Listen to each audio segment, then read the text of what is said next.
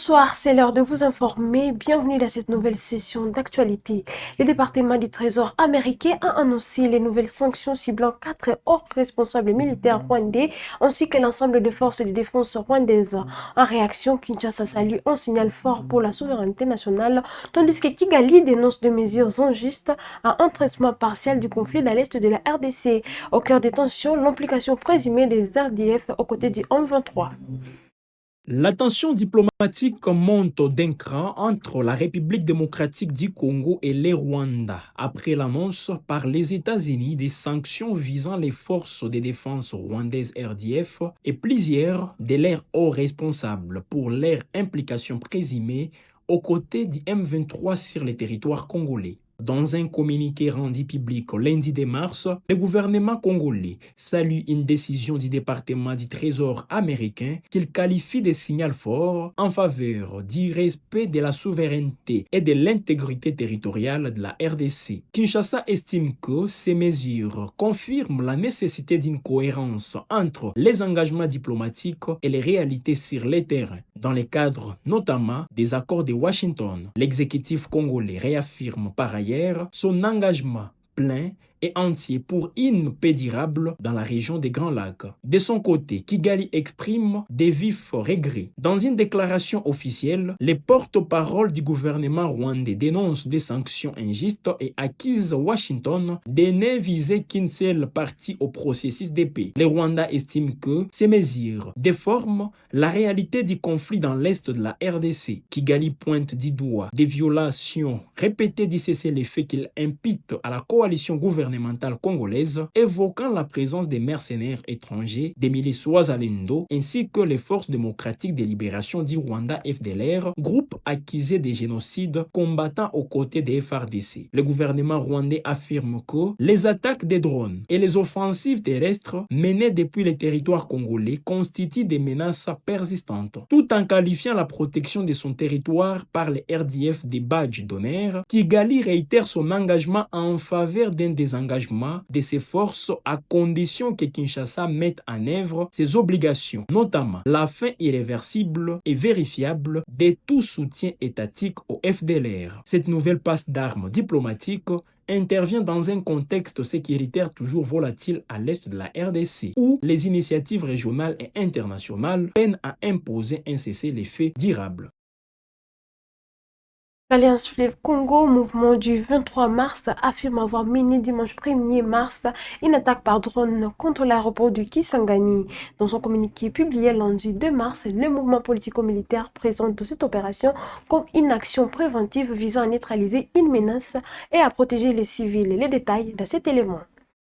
L'Alliance Fleuve Congo Bar Mouvement du 23 mars AFC M23 a revendiqué, dans un communiqué officiel daté du lundi 2 mars 2026, une attaque par drone menée la veille contre l'aéroport de Kisangani. Les mouvements politico-militaires affirment avoir conduit une opération ciblée visant à neutraliser des engins aériens qui, selon lui, s'apprêtaient à être utilisés contre des civils et ses positions. Dans ces documents signés à Goma, l'AFC M23 accuse les régimes de Kinshasa de poursuivre de bombardements aveugles dans des zones densément peuplées en recourant notamment à des drones de combat. Le mouvement évoque une stratégie de terreur dirigée contre les populations civiles dans les territoires sous son contrôle. Face à ce qu'il qualifie des menaces réelles, l'AFC M23 soutient que ses forces déployées à proximité de Kisangani ont mené une action préventive pour détruire des drones avant leur déploiement. L'attaque contre l'aéroport, survenue dimanche 1er mars, est ainsi présentée comme une mesure de riposte et de protection de civils. Les communiqués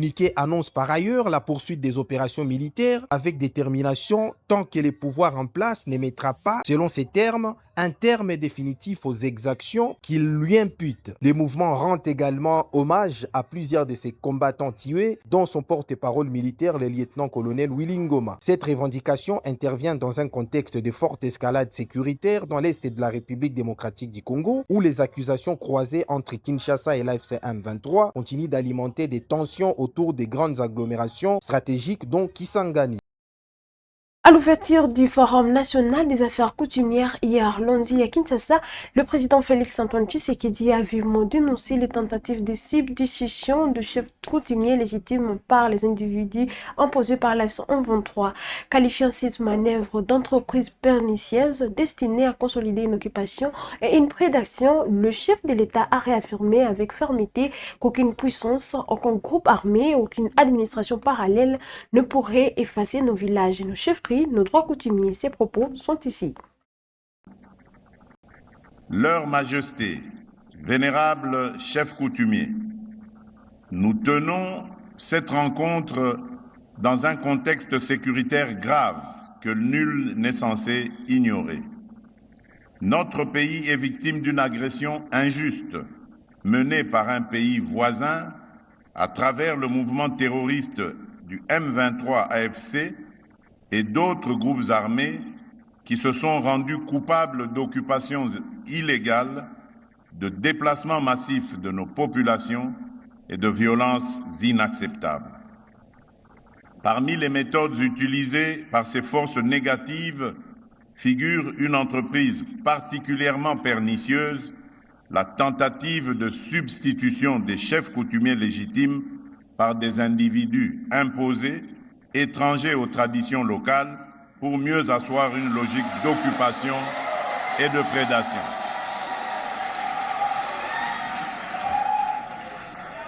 Comme j'ai eu l'occasion de le dire à d'autres occasions, je le répète encore solennellement aujourd'hui, aucune puissance, aucun groupe armé, aucune administration parallèle ne pourrait effacer nos lignages, nos chefferies, nos droits coutumiers.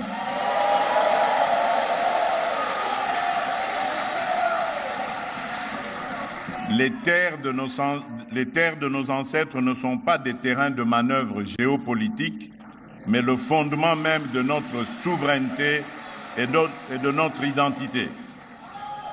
C'est pourquoi je considère votre présence à ce forum non pas comme une simple participation, mais plutôt comme un acte de résistance et de patriotisme.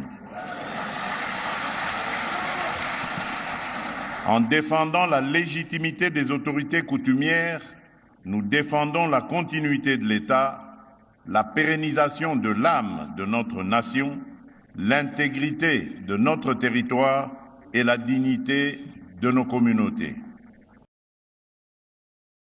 À Kinshasa, le gouverneur Daniel Bumba a appelé Kinshasa à s'acquitter de l'impôt foncier et des revenus locatifs pour financer les services publics et le développement de la ville. Dans un geste symbolique, il a doté hier lundi la Direction générale des recettes de Kinshasa de véhicules, motos et équipements informatiques tout en exigeant regard et intégrité des agents fiscaux. Ces propos sont ici.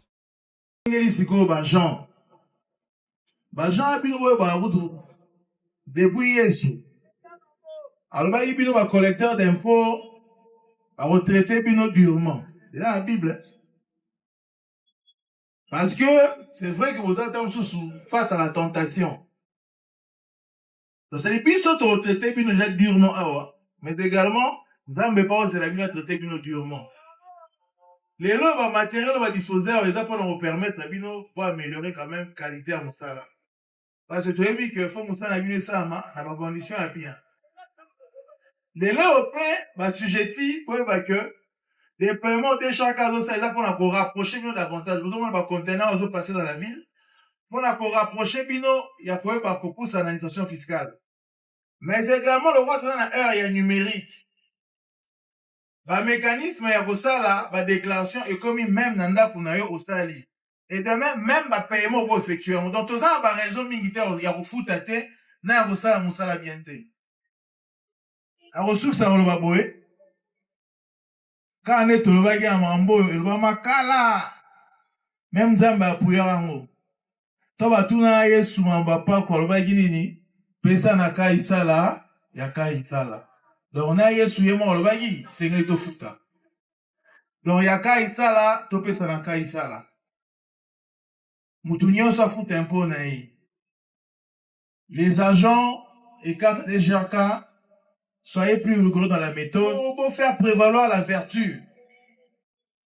pour céder la tentation, t'es bon côté un trésor urbain, ce côté belé, pour vous avoir droit à Nabino, et vous avez fierté Nabino pour participer dans l'an Oyo, il y a développement tout le Cap pour la ville de Kinshasa. Nabanzi te mambo to lobiawa, te éclairer ndambo, opinion, te motiver pépino, Jean pour ça, on ça bien, pour tout autres à la ville. En vacances parlementaires de la province de la Tsopo, le sénateur Jean-Baptiste Saïdi a rencontré hier lundi le gouverneur Didier Lomoyo pour discuter de la situation sociale, sécuritaire et économique de la région, ainsi que d'autres enjeux majeurs touchant la vie de Tsopolé. Reportage. C'est lundi 2 mars 2026, le vice-gouverneur des provinces Didier Lomoyo Itekou a accordé une audience à l'honorable Jean-Baptiste Saïdi.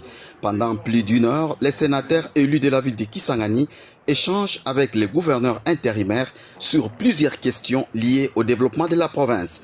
Au sujet du lancement des drones kamikazes par l'AFC M23 sur les installations aéroportuaires de Bangoka, Jean-Baptiste Saïdi rassure des dispositions prises par les forces armées de la République démocratique du Congo et invite la population au calme. Les dispositions sont prises parce que moi-même j'étais à l'aéroport hier. Et les dispositions sont prises par nos forces armées qui sont en train de s'équiper, en train de se professionnaliser afin de protéger la population, protéger la RDC. Et nous en appelons au calme à la population de ne pas paniquer. Et c'est un grand travail que son Excellence M. Félix Tshisekedi abat. Et maintenant, il faut qu'il y ait une prise en main de toute la population pour pouvoir accompagner ce sursaut d'indépendance que nous voulons vraiment pour que le pays puisse progresser. Concernant la collaboration entre l'Assemblée et les gouvernements provinciaux, l'élu de la ville de Kisangani en appelle à l'unité de deux institutions.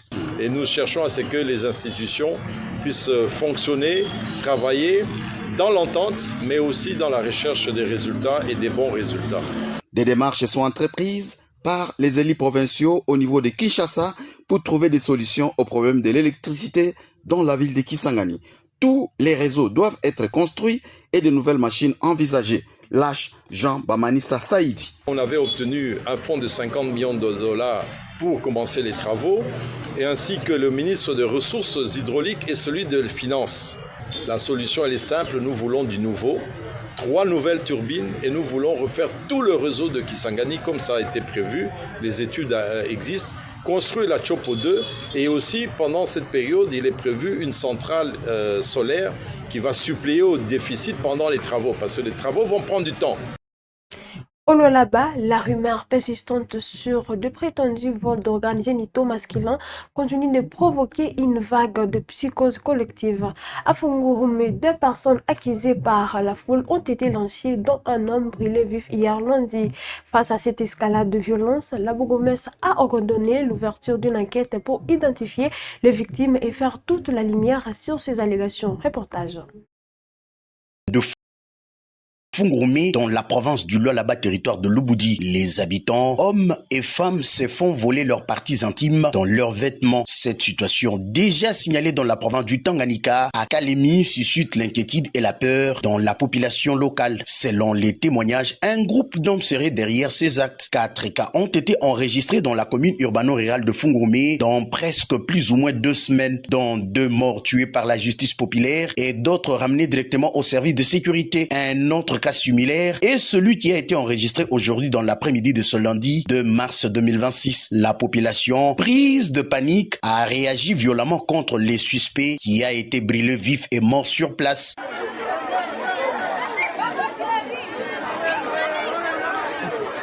L'autorité communale, le bourgmestre intérimaire de la commune de Fungurume, Aline Makano Chilombo, a effectué une descente sans tarder et a condamné fermement ces actes de violence et de la justice populaire. Elle a par ailleurs ordonné au commandant de la police que les enquêtes soient menées pour que le coupable de ces actes puisse répondre devant la justice.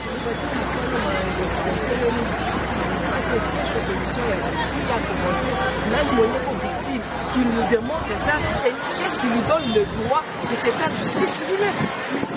La justice est là. Chez moi, tu vas les Cubains quand tu les as dans la justice. On ne peut pas se réveiller un matin, on a mangé ta mouillabante, tu peux pas y vivre. Ta mouillabante, tout, on a dit chaque fois de ça de mise. Je vais avoir les questions. Comment ça s'est passé? Comment va le faire? Comment va la faire? Si la cause est pour le chômage, tant que tu peux pas me donner la parole. Et puis ces cellules, je ne sais pas qu'est-ce qu'il faudrait de ces cellules motoristes. Il y a beaucoup bien trop de délinquants. Beaucoup bien trop de délinquants. Chaque jour c'est mouton, chaque jour c'est mouton, chaque jour c'est mouton. Vous faites quoi? La psychose gagne la population qui se protège désormais avec des allumettes et de diverses précautions. La société civile locale n'a pas caché son indignation face aux actes de se rendre justice, appelle les autorités à enquêter pour mettre fin à ces actes et assurer la population. Kupoteza masex ya bantu soudain tunakuya kaya kwanza ile walipresente kwa autorité communale comme dans un film, mais les gens qui étaient là, notamment nos collègues de la société civile, ont affirmé que ya kweli. Alors tunakuya leo mu 4e cas, leo je crois le 2 mars, kaya pili ni ule balipika nguvu sana. Tulishikia sema ule muntu alikufa. Mwingine inakuya kote ya gare, leo ni kaya 4 ile banapika muntu kumutende muntu tu mwana elibamba mu pantalon yake yo ananiba sex ainsi de suite. Ile mambo ya justice populaire iko mubaya, njo kama banakushika leta, serikali, justice itafanya kazi yake. Bantu nabo pashiko kuverifie pashiko nini, parce que kaya leo kama tunauliza victime kwa hapo mwenyewe alibeba sex, on ne le voit même pas, mais tunakuta muntu wakufa, muntu banaisha kumchoma moto. C'est pourquoi nous invitons justice, police ingie mudansi ndio kufanya enquête juu ya ile mambo. Au Conseil de sécurité des Nations Unies, lors de la 1113e séance consacrée aux enfants, à la technologie et à l'éducation en période de conflit, la République démocratique du Congo a fait entendre sa voix. Son représentant permanent auprès de l'ONU, l'ambassadeur Zeno Mukongongai, a livré une déclaration axée sur la protection des enfants affectés par la guerre et l'accès équilibre aux outils technologiques pour garantir la continuité de l'apprentissage. Suivez ici son intervention. C'est la mobilisation internationale en faveur du bien-être et du futur des enfants à l'ère du numérique et réaffirme son attachement à toute dynamique multilatérale permettant de protéger l'enfant et de garantir son droit fondamental à l'éducation. Mon pays vous rend de ce fait un hommage appuyé, très distinguée Première Dame des États-Unis d'Amérique, pour votre engagement en faveur de l'intégrité et de la dignité des enfants dans le monde. Nous remercions par la même occasion Madame Rosemary Di Carlo, secrétaire générale adjointe des Nations Unies, pour son exposé. Madame la Présidente, garantir un accès effectif à l'éducation et aux technologies numériques pour les enfants en situation de conflit constitue pour la République démocratique du Congo une réalité essentielle. Depuis plus de 3 décennies, notre pays connaît des cycles récurrents de violence et de conflits armés, particulièrement dans sa partie orientale. Cette situation prive depuis 30 ans des millions d'enfants de la jouissance d'un droit pourtant fondamental, celui d'accéder à une éducation sûre, inclusive et de qualité. À titre d'exemple, rien que dans la province du Sud Kivu, où opère impuniment depuis le début de l'année 2025 le mouvement M23 et les forces de défense rwandaises RDF, en violation de nos lois nationales, de la Charte des Nations Unies, des principes élémentaires du droit international et du droit international humanitaire, l'impact du conflit sur l'éducation est alarmant. D'abord, la gratuité de l'enseignement est mise en mal, les troupes rwandaises et les rebelles du M23 ayant décidé d'imposer des frais de scolarité dans les écoles privées et publiques des territoires sous leur contrôle. Ensuite, les statistiques renseignent que sur 8419 écoles, 1768 écoles, dont 71 écoles maternelles, 1022 écoles primaires et 675 écoles secondaires ne sont aujourd'hui plus fonctionnelles. Parmi elles, 167 écoles abritant 72 214 élèves, dont 36 068 filles, sont au moment où nous nous réunissons ici, occupées par les groupes armés. Madame la Présidente, en règle générale, la République démocratique du Congo a fait de l'éducation un pilier central de sa politique de résilience et de développement. Fort de son capital humain essentiellement jeune, l'éducation constitue pour mon pays non seulement un droit fondamental, mais également un pilier majeur de sa stabilité. La politique de la gratuité de l'enseignement décrétée par le président de la République, son Excellence Félix-Antoine Tshisekedi Tshilombo, depuis son avènement à la magistrature suprême en 2019, répond de cette vision d'améliorer l'accès à l'éducation et aux nouvelles technologies. À cette politique s'ajoute l'adoption en 2025 de la stratégie de l'éducation et de la formation en situation d'urgence 2025-2029, visant à bâtir un système éducatif résilient, inclusif et protecteur capable de garantir la continuité de l'apprentissage avant, pendant et après les crises. Cette stratégie susmentionnée s'accompagne d'un engagement résolu de la République démocratique du Congo à réduire la fracture numérique qui affecte particulièrement les zones touchées par les conflits. Madame la Présidente, le recours au numérique s'impose aujourd'hui comme une voie essentielle pour atténuer les effets des conflits sur l'éducation. Les plateformes numériques, les outils mobiles et les solutions d'apprentissage à distance peuvent maintenir un lien pédagogique pour les enfants déplacés internes, ceux vivant dans des zones enclavées ou dans des camps de déplacés.